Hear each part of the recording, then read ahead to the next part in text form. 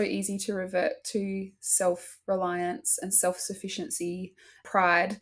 And I think the constant humbling, sometimes I'm like, Lord, I've had enough humbling.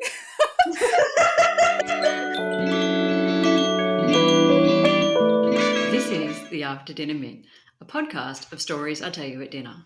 Think of the mint as the stories you tell after you've been kicked out of the restaurant, holding a mint, standing in the street, telling more honest stories with your friends than you did at the table.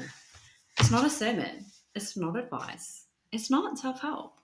We're processing what we're learning about faith and life, honestly, in community, to encourage you to do that with your God and your community. I'm your host, Beck. Our guest today is Tenielle Neda, a singer-songwriter from remote WA and a regular writer for stories I tell you at dinner. Welcome, Tenielle. We're so excited to get to know you. Thanks, Beck. Thanks for having me. What does your week look like? What kind of things make up your week? Well, I have 3 kids. I have a 7-year-old boy, a 5-year-old boy, and a 2-year-old girl. So my life is very much mum life, school drop-offs, school pickups, and then, having Eden at home. So playgroups and a Bible study, which I attempt to lead with my 2-year-old in tow, which is always interesting. And lots of snacks. Yeah, so that's and then I try and like squeeze in a bit of music here and there when I can, but mostly what my week looks like. Oh, wow. And I mean, so you're a proper singer-songwriter. What does that look like, trying to smush in creativity into those margins of motherhood? So cute that you said I'm a proper singer-songwriter. I'm a real singer-songwriter. Oh, that's lovely. Thank you. I don't know if they're wonderful or terrible, but I'm here for it. Yeah. It's been hard over the last 7 years of mum life to squeeze in songwriting. I write pretty spontaneously, so often in the evenings when the kids are in bed, or I voice memos in my phone is like my hero. So if I'm in the kitchen doing the dishes, I might record an idea. Sometimes if I'm in the car, I might get an idea. So very much sort of off the cuff, just here and there. And then usually when I get some time alone when the kids are asleep, I might flesh out an idea that I've recorded that day or something like that. And I generally aim for sort of one EP or one sort of short bunch of recordings each year, and I don't get too ambitious. So I guess realistic goals and opportunistic writing. I love it. You're like, I have a general direction and I'm kind of flexible on how we get there. Yeah, pretty much. Yeah, lovely. I'm interested, how long does it take to put together a whole EP? So an EP is kind of 5 or 6 songs. An album, anywhere from 8 to 15. In terms of writing the songs, that can happen quite quickly, or it could happen over a number of years, depends on, I guess, the collection of songs. But the actual recording process, it also depends on your approach. So if you say with my first EP, we booked out a studio down south and we went down and we kind of smashed it out, but we only had one child at that point. Whereas the last few records I've done, actually the last 3 EPs that I've done, and then I'm just about to release an album, I have just tracked all my vocals at home in my spare time, which is very little. Usually on a Saturday morning, make my husband take the kids to the park, and I just track in my spare room, which is usually covered in poles and washing and whatnot. But yeah, and I work with a producer over in the States, so he actually really does all the hard work.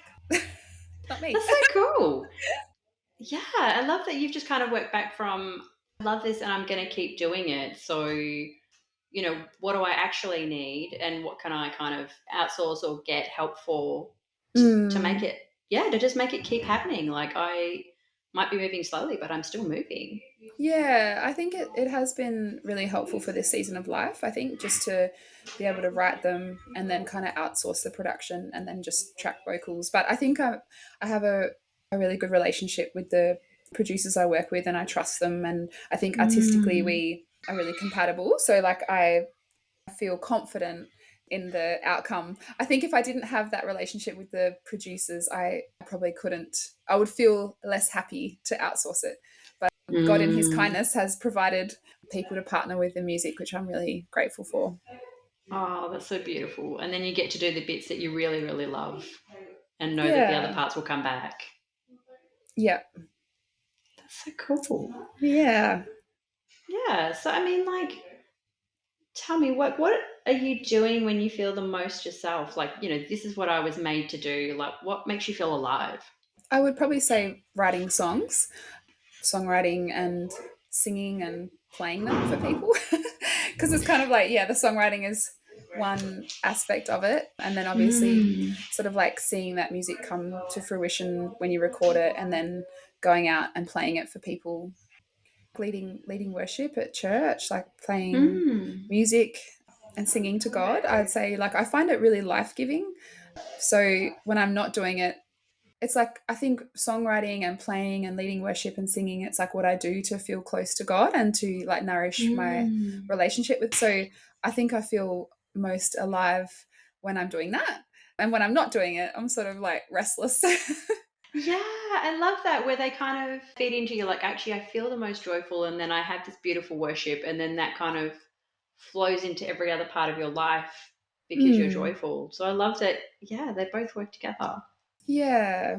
Yeah. It can Yeah. be a bit taxing playing live and it's always a bit daunting, but sometimes I feel like I come down a bit after like live shows, but I think it's just more to do with like the logistics of playing when you have like little kids is really Mm. hard, It's Yeah. Do you do many live shows these days? no, not really. I've probably averaged like for my original music, like I play more at church, obviously, but that's not really performing. But in terms of like my original music, performing my original music, I've kind of averaged since having kids like a show every 2 years. But I think I did some shows last Logistics. year. Yeah, Yeah. and I'm actually doing two shows in July with a friend from the States. We're flying him out. Yeah, at Fremantle Church. So that will kind of be like a little album launch. I'd love to go to Yeah. that. Yeah, That you would can be come. really cool. Will you let me in? I would love you to come. I would love to come. That sounds really cool. I'll send you the Oh. info. You should actually just come for John Van Dusen. He's amazing. So Yeah, I'll yeah. just be like, hey, John, you don't know me, but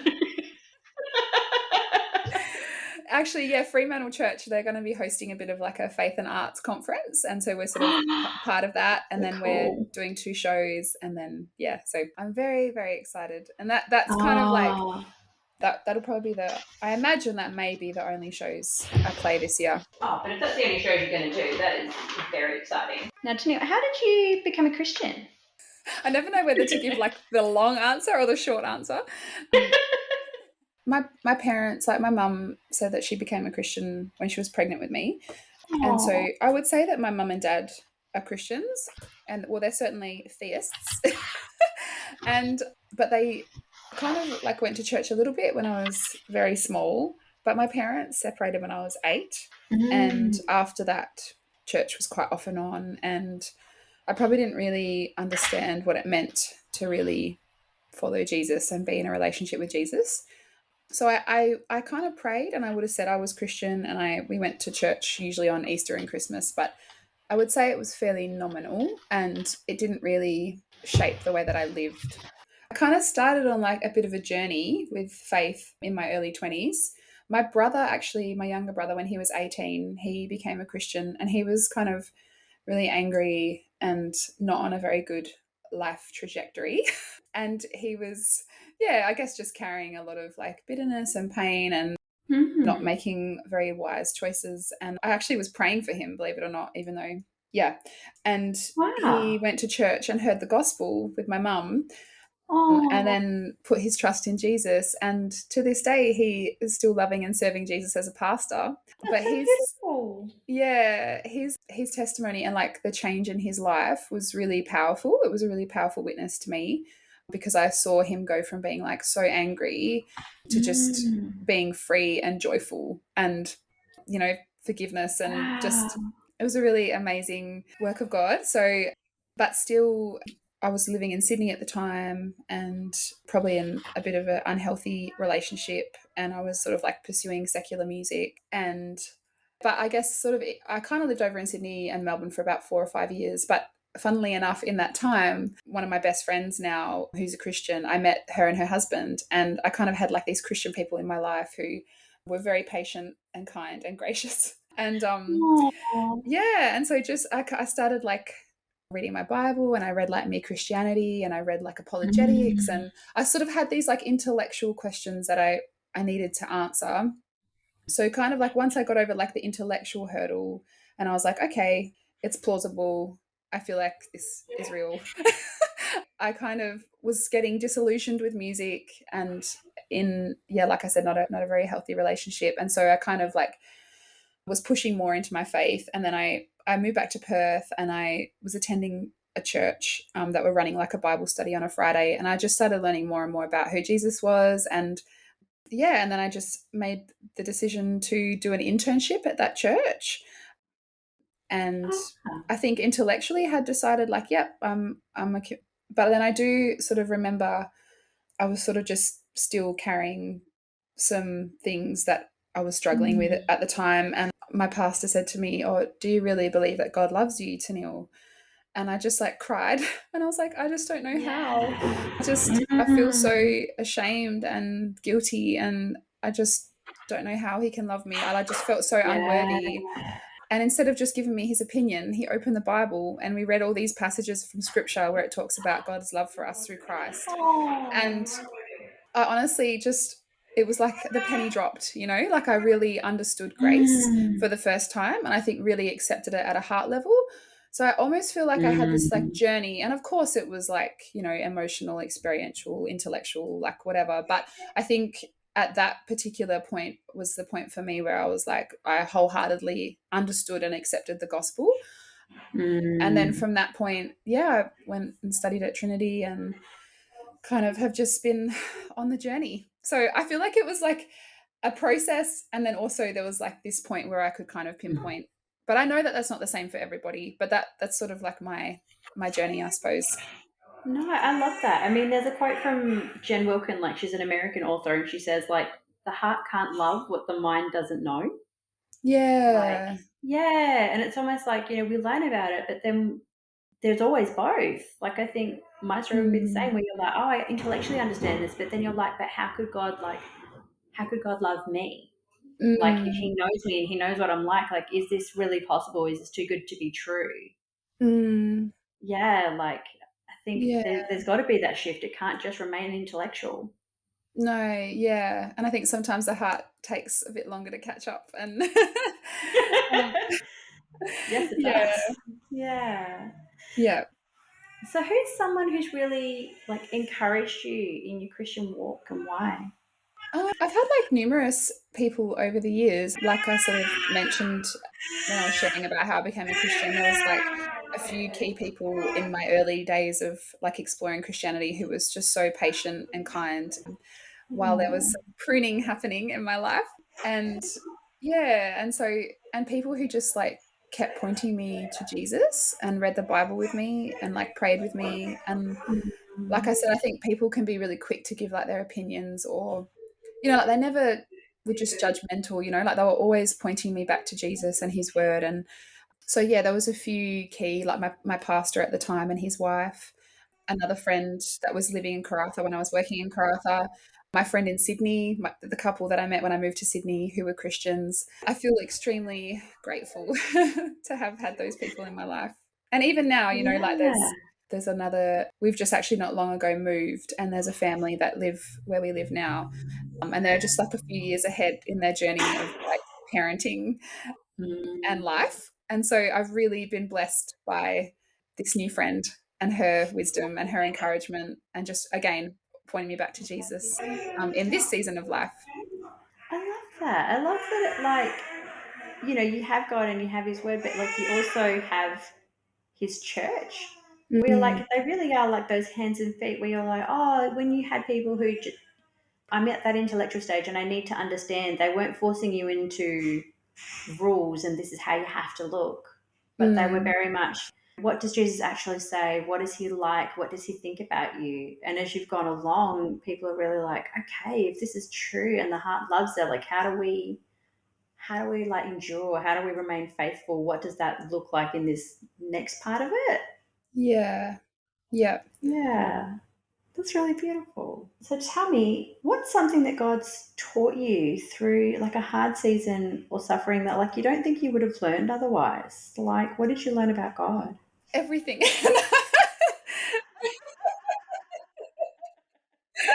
I am nothing. No. Like mic drop. That's my answer. Oh, so much. I think I feel like in every season of life and in different stages, I even look back to when I was a kid. Like I said, my parents separated when I was 8, and life from there was quite tumultuous at times. And obviously, like I wasn't consciously a committed Christian then, but even in those moments of like sadness and loneliness and struggle as a young person, I look back now and I can see God's hand and his providence and his care. It really humbles me. I've got a song that I wrote about it actually, and it says, you knew me before I knew you, and you loved me before I loved you. Always were and Mm. always will be, as in like you were always with me and you always will be with me, even when I didn't even really acknowledge it. So I think his presence is one thing, which sometimes, yeah, obviously that's hindsight for me at that age. But, Yeah. and then I suppose more recently, being utterly dependent on him. I think it's so easy to revert to self reliance and self sufficiency, pride. And I think the constant humbling, sometimes I'm like, Lord, I've had enough humbling. I don't want to learn patience anymore. I'm like, oh, it's sanctified enough. No. I want to learn something new. No more patience. Yeah.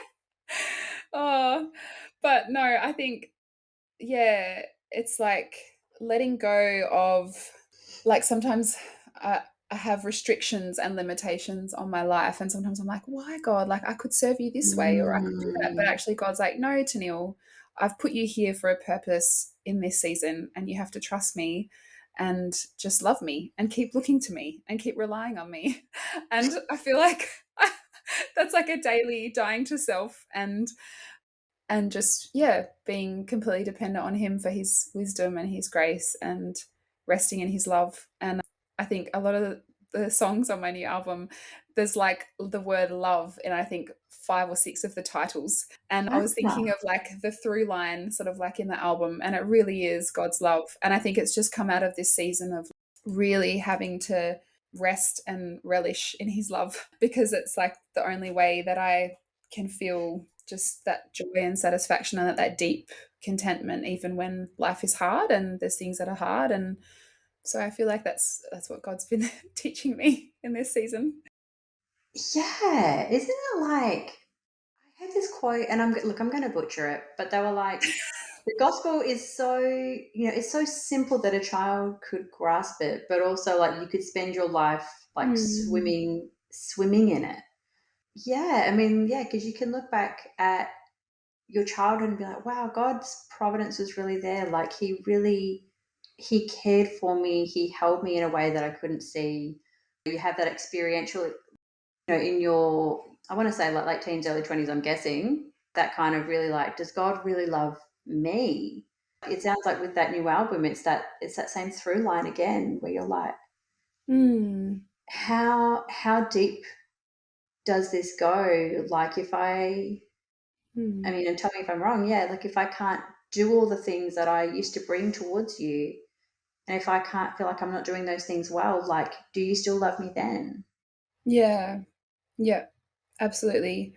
Yeah. I think I've been reading like this Paul Tripp gospel truths of parenting or whatever, but and he talks about, I know actually it might not even be in the book, might be in something else I read of Paul Tripp, but he talks about how we have like gospel amnesia, like we need to be reminded all the time of the gospel. And it's so true.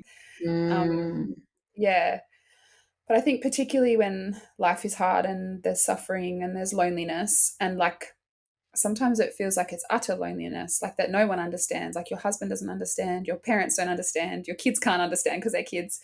And I think even in that utter loneliness, God sees and understands, and that when you're forced to just rely on him and rest in that love, it's yeah, it's hard, Yeah. but it's like the place. It's of course that's the place where Yeah. You don't realize God is all you need until God is all you have. And you're like, yeah, this is actually like he's sufficient, but I wouldn't have got there on my own to yeah, yes, yeah, yeah, yeah.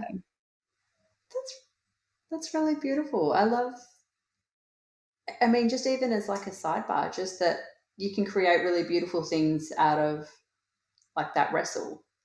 mm, yeah, yeah. There's I feel like I'm plugging my album way too much, but there's a song. No, do it. I'm genuinely interested. I'm like, please tell me.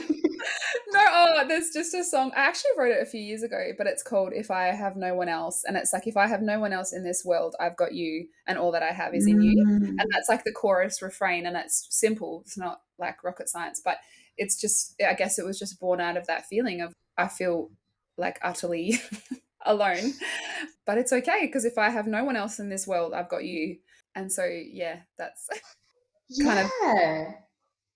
yeah. Yeah, you're like completely known and also like completely loved. You're like God's not going anywhere. He's not going to leave you where you Mm, are.